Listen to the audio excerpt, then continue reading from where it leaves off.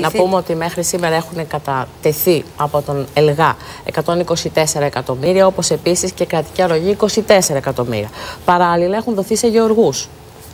Γεωργούς της Θεσσαλίας 107 εκατομμύρια. Έχει σημασία να πούμε ότι η κυβέρνηση κάνει μια πάρα πολύ μεγάλη προσπάθεια με τον Υπουργό τον κύριο Αβγενάκη να μπορέσει να στηρίξει τους αγρότες και γι' αυτό το λόγο είναι μόνιμα και σε διάλογο. Άρα προσπαθείτε να βρείτε τα χρήματα για να τους δώσετε και τα υπόλοιπα νωρίτερα.